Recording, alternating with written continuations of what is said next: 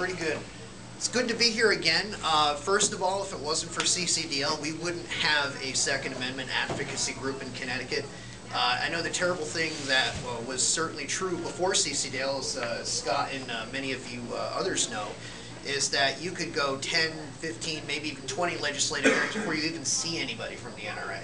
So give your round of applause for everybody. Because without you, we'd probably have one handgun a month. We'd probably have micro-stamping. And when it comes to micro-stamping, there's nothing I find more irritating than having to explain to Andrew McDonald what a lower receiver chamber is and does. I mean, he wanted to put this, we wanted 3 parts micro-stamping on a firearm, and I had to explain that, well, that's the only part you can't replace. You want to do on 3 places with a lot of pistols, you've basically rendered the gun legally inoperable. So, getting to that, basically the most Second Amendment friendly candidate you will get. My version of gun control is not waiting periods, it is not background checks. It is breath control, it is trigger squeeze, it is proper line of sight. It is learning how to use your firearm. It is safely storing your firearm. That's gun control. What we have right now today is a fundamental misunderstanding in the United States, and it just doesn't have to do with guns. It has to do with any of our other rights. Now, you will ask Joe Courtney, what is a right, Joe? And he's going to give you an answer like, oh, healthcare is a right. Oh, education is a right. Basically, he's going to use the word right to define itself. And he's going to talk himself in circles, and he's going to get all the unions donating to him and all that other fun stuff, which we all know about. A right is a power, faculty, or ability inherent to ownership and incident upon another. I can move my arm like this all day, as long as I don't get too close to Scott over here and hit him. That's my right. Now, if I want to hit Scott, I got to ask Scott permission. Now, the fundamentally troubling thing about gun control is this. The government has basically said, you no longer have that right. Now, who here knows the origin of gun control? Does anybody know where the first gun control laws came from? It was to prevent freed slaves from retaliating against those who wanted to re-enslave them. Exactly. Exactly. I know a lot of people say gun control is racist. Actually, people who are against gun control are racist, but the fact is gun control is racist. And of course, Mao, Stalin, Hitler, and all of those fine other folks agree. The first thing you have to do is take away the guns. But getting to that, my position is this. Shall not be infringed. That's what it says in the Constitution. That's the way, we should be reading it. And that's the way we should read the entire document, like the 9th Amendment, for example. Nothing, the Constitution shall not be construed so as to deny an unenumerated right. Now, what's an unenumerated right? Basically, well, things we didn't list. For example, the right to get married. The right to educate your children as you see fit. The right to park your car in a certain way. And, for us, the right to wear our Glock in any manner we, see appropriate. So, basically, my promise under penalty of perjury includes removing all gun restrictions. Now, that is not within the prerogative and the scope of the federal government per the Constitution.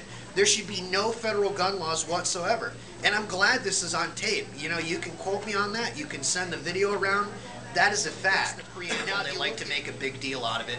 A well-regulated militia being necessary to the security of a free state. A few things about that. A lot of people, don't say enough. First of all, who's the militia? It's basic, yeah, everybody in this room. It's in Title 10 U.S. Code. It's right there. They wrote it down. There's organized militia and there's disorganized militia. Second of all, the word regulated. Trained, exactly. Uniform. It does not mean prohibited.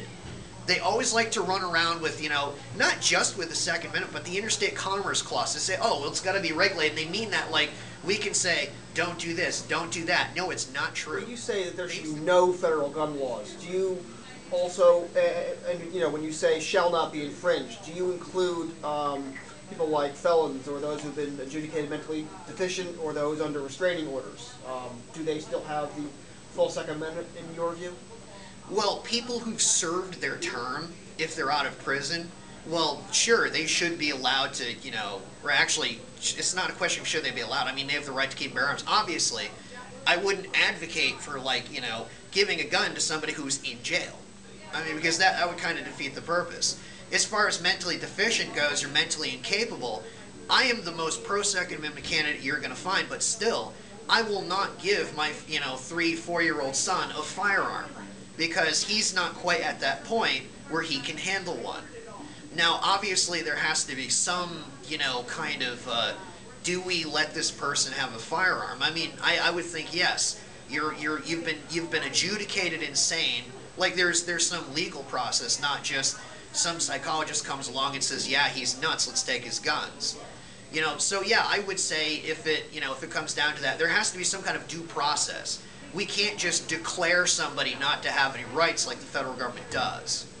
So I don't know if that answers your question, but Can I reiterate it a little bit? You're saying if they should be on the street, they should have that right. basically, Otherwise, they shouldn't be on the street. otherwise they shouldn't be on the street. And again, with violent crimes, I have a real problem with the way our criminal justice system works. It's focused on victimless crimes and it's focused on revenue. Like, you'll see what are police doing most of the time? It's either babysitting or writing traffic tickets. Now, granted, there are a lot of good cops out there, and when they do the right thing, you should write them a letter saying thank you. I've done this. Believe it or not, they don't get that positive reinforcement enough. But the reason things are the way they are, and the criminal justice system is a whole other discussion I'd love to get into at some point. But really what it comes down to is we don't target actual crime, like crimes with victims, violent crime, property crime. Now, I say this, if you're going to do something like hold up a package store or assault somebody, you should go to jail. You should go away for a long time. But on the other hand, if we're focusing on things like driving while poor, or somebody, just doing something in their own home, or things like that, I mean, how can we even expect to be able to count on the police to even protect us or respond in time or things like that? The fact is, we got a job to do. So, thank you for having me. Again, if you have any questions, feel free to contact me. I'll give you an answer. Thank you very much, Dan.